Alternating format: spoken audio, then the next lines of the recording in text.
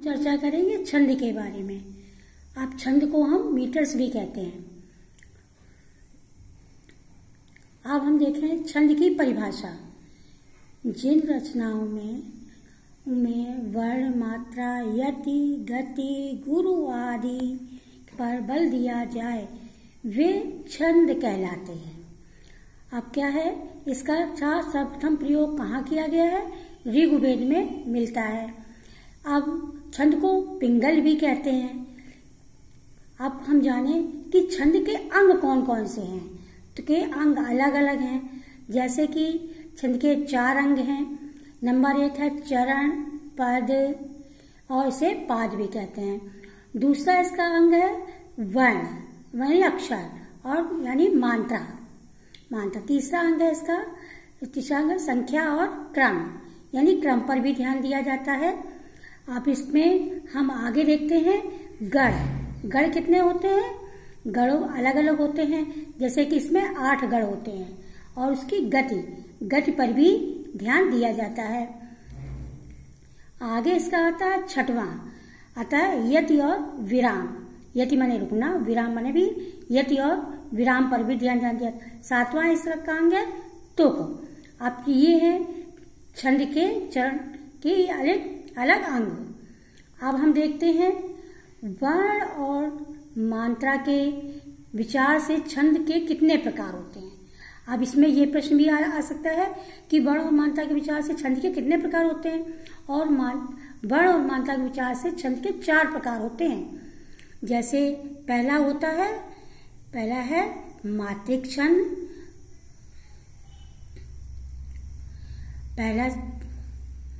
पहला है मात्रिक छंद, दूसरा है वार्णिक छंद, तीसरा है उभय छंद, चौथा है मुक्तक छंद।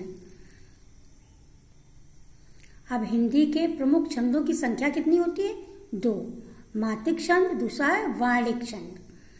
अब ये हमने जाना, ये अंग जाने और इसके संख्या जाने।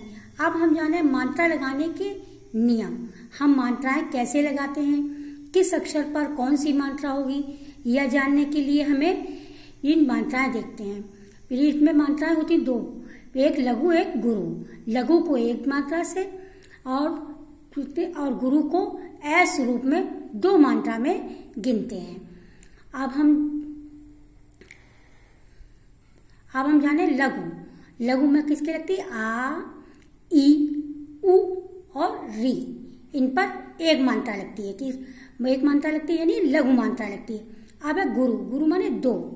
उसमें आ, ई,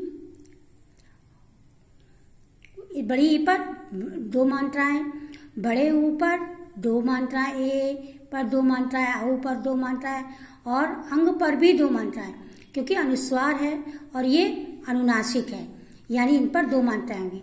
अब नियम है, पहला नियम है, इसमें फसना शब्द दिया है। जिसमें अनुनासिक लगा उसमें भी 1 मात्रा लगी है और सा में भी लगा 1 मात्रा। इसमें लघु लगी हुई। अब यहाँ पर ना था, ना पर दीर्घ 2 मात्राएं लगी थी। चंचल पर अनुस्वार है, इसलिए यहाँ पर 2 मात्राएं लगी हैं। चंचल पर, चा पर 1 मात्रा, ला पर 1 मात्रा। अब आता है पंडित।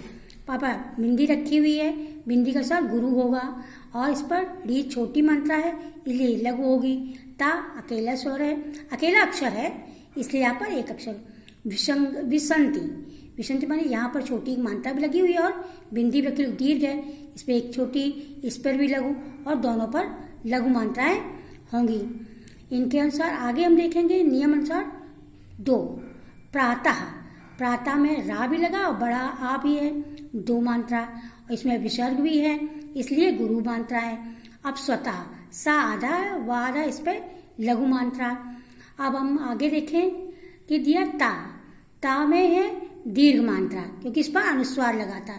अब प्रसाद, प्रा में रा तो लगा है लेकिन आ की मात्रा नहीं है। यहाँ पर आ की मात्रा थी, यहाँ नहीं है, इसलिए यहाँ पर लघु मात्रा।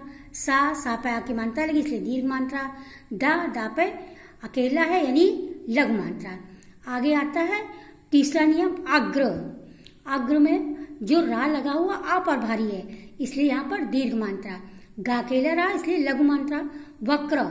वक्र में रा वा पर असर करता है, इसलिए दीर्घ मात्रा। का अकेला कर्म पर भी वक्र वा, अब इस पे कर्म पर भी वही आधार आता है। का पर रा पर असर आता है, इसलिए दीर्घ, और मा पर लघु मात्रा लगती है।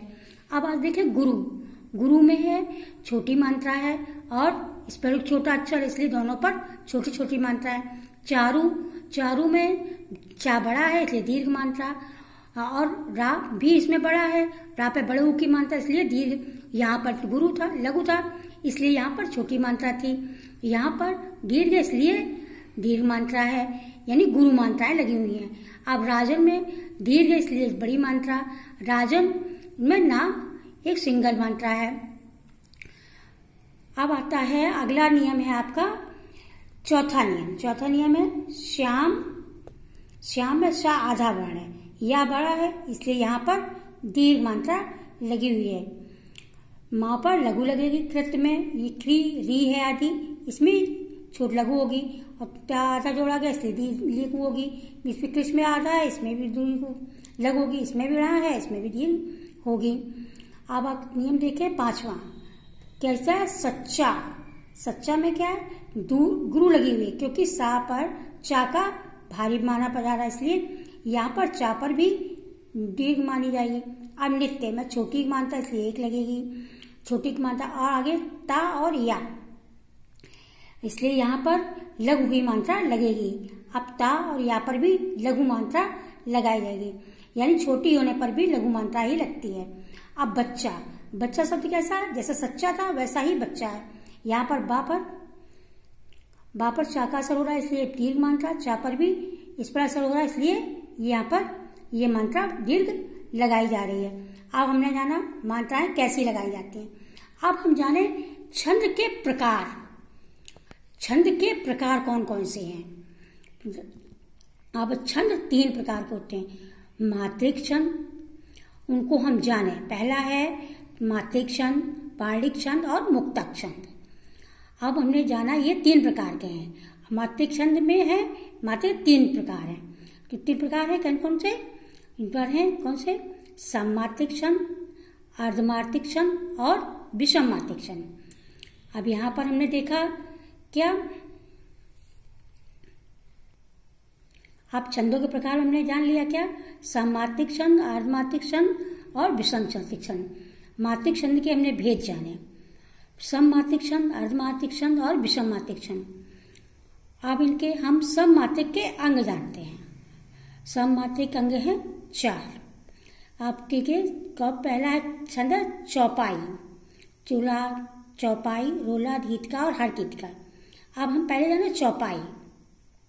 चौपाई में क्या है, 4 चरण हैं। 4 चरण के प्रत्येक में 16 मात्राएं, यानी सम है, बराबर है, इनमें अलग अलग मात्राएं नहीं है। सम होने के कारण इसका सममात्रिक छंद भी कहा जाता है। ऐसे ही रोला है, 4 चरण हैं और 24 मात्राएं हैं, यानी 13, 11 और 13 पर यति होती है। गीतका में 4 चरण हैं जिसमें 26 मात्राएं हैं, जो कि 14 और 12 पर यति होती है।